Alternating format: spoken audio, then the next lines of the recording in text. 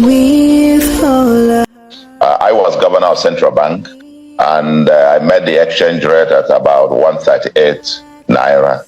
I am the governor that presided over having seen the rate move down from 138 to 120 to 118, and actually came down to 112 naira to the dollar before the global financial crisis of 2008-2009. And I met $10 billion as external reserves and built it to the all-time almost 63 billion that we had. And even in spite of payment of the 12 billion in external debt, and then going through the worst financial crisis in history, I still left behind about 45 billion the day I left office.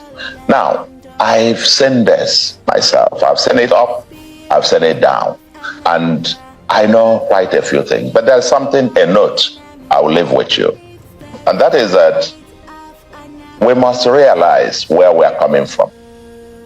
That we sat here in this country and saw the monetary authorities literally printing money, literally illegally, and I must say, printing money. Because I superintended the development or the drafting of the 2007 Central Bank Act. And to prevent us from getting where we are today, that's why we had an explicit clause there that prevents Central Bank from lending, recklessly, granting ways and means advances to the federal government. And we explicitly put in the law that you cannot grant more than to federal government more than 5% of the previous year's actual revenue as ways and means advances to the federal government. And that so granted must be retired by the end of the year in which it is granted. And where the federal government fails to retire that, the central bank is forbidden by that law from further advancing ways and means to it. That's the law.